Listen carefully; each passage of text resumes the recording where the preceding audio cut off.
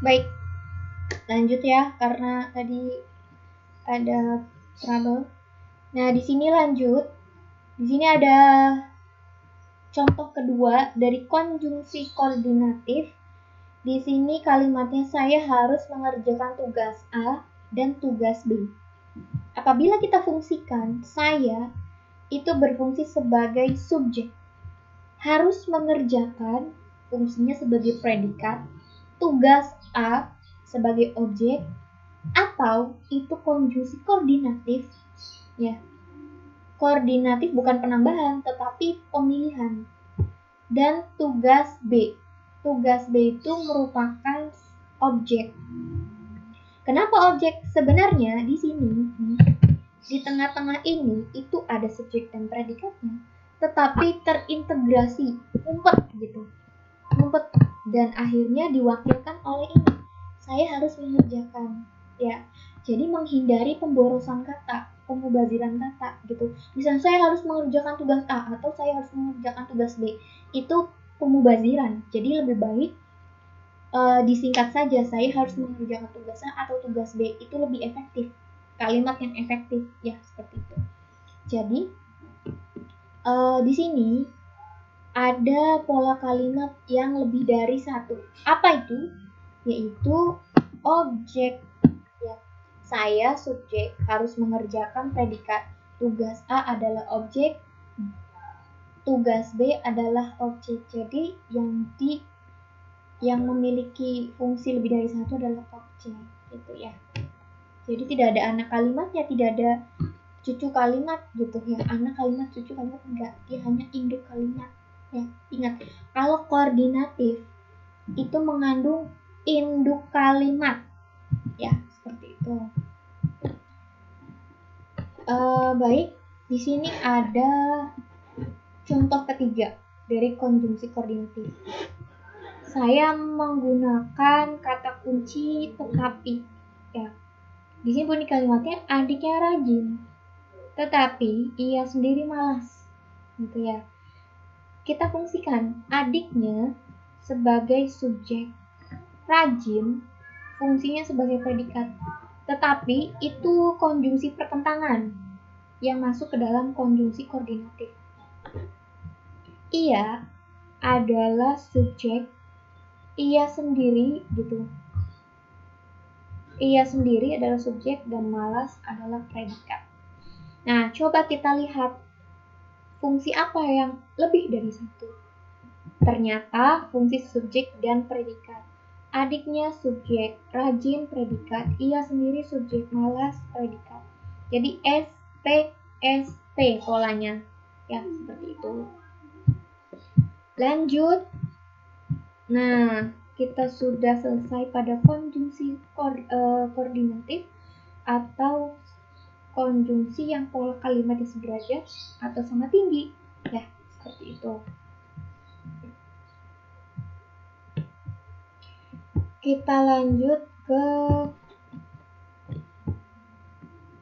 konjungsi subordinatif. Konjungsi subordinatif itu lawan daripada konjungsi koordinatif, di mana suatu hubungan pola kalimat yang tidak sederajat.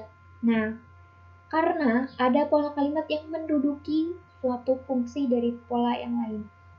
Nah, katanya kedudukan atau yang menduduki pola kalimat lain itu bisa terjadi pada seluruh unsur kalimat, dimulai dari SPO katon, subjek, predikat, objek, keterangan, dan pelengkap.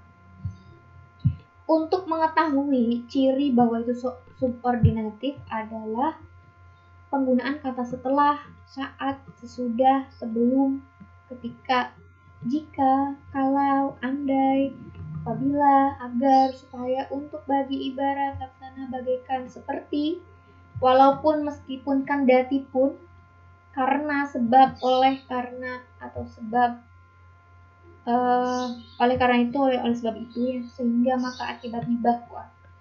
Kalau kalian yang suka atau rajin baca itu pasti sering sekali menemukan kalimat kata-kata kunci ini. Contohnya Bu, oke. Contoh dari konjungsi subordinatif atau bertingkat. Kalau bertingkat itu pasti terdapat induk kalimat dan anak kalimat. Di sini pasti kalimatnya beranak pinak, ada anak cucunya. Di sini ada kalimat saya petinggi yang baru dilantik memberikan selamat. Saya petinggi yang baru dilantik memberikan selamat setelah diangkat sebagai waris. Gitu. Salah. Para petinggi yang baru dilantik memberikan selamat setelah diangkat sebagai wapres. Nah, kita coba fungsikan. Para petinggi itu fungsinya sebagai subjek. Yang baru dilantik fungsinya sebagai para petinggi yang baru dilantik fungsinya sebagai subjek, memberikan sebagai predikat, selamat sebagai objek. Setelah itu konjungsi subordinatif, diangkat itu predikat, sebagai wapres itu keterangannya. Coba fungsi kalimat apa yang lebih dari satu? Ternyata fungsi kalimat predikat. Tapi jangan salah, subjek juga sebenarnya lebih dari satu. Loh, mana Bu? Para petinggi yang baru dilantik itu subjek. Nah, jangan lupa di sini karena kalimatnya diefektifkan, sebenarnya di sini ada subjek, betul ya? Ada subjek. Coba kita baca. Para petinggi yang baru dilantik memberikan selamat setelah para petinggi diangkat sebagai wapres. Itu kalimatnya tidak efektif. Jadi diumpetin aja nih subjeknya. Diwakilkan di kalimat ini. Ya, coba kalau kita baca. Para petinggi yang baru dilantik memberikan selamat setelah diangkat sebagai wapres. Nah, itu enak dibacanya ya. Dan efektif kalimatnya. Jadi yang lebih dari satu adalah subjek dan predikat. Ya. Nah, Bu, ini disebut apa? Disebut kalimat atau induk kalimat. Ya, disebut induk kalimat. Tapi ada anak kalimatnya. Di mana?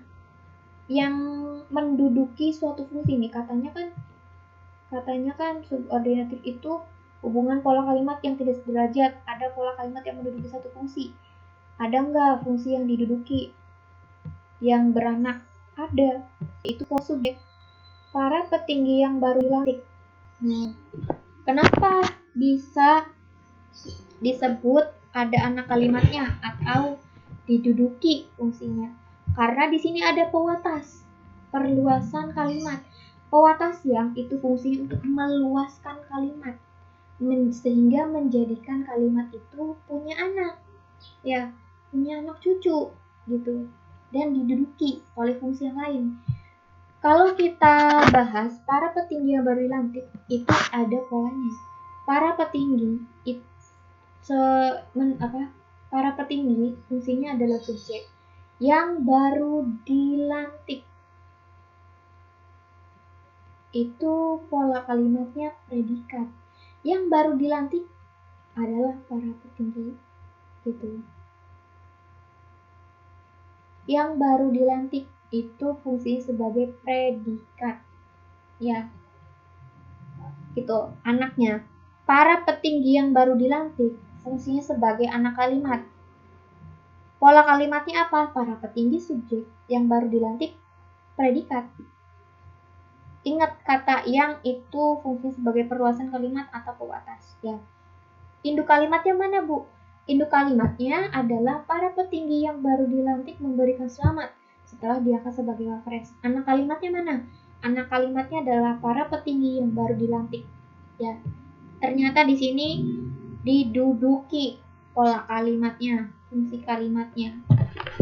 Pola kalimat apa yang diduduki? Pola kalimat subjek yang membentuk pola kalimat baru, yaitu subjek dan predikat. Seperti itu. Semoga kalian paham ya. Kalau tidak paham nanti kita bisa bahas secara live di sekolah. Sudah ya. Mungkin itu saja kalau untuk subordinatif.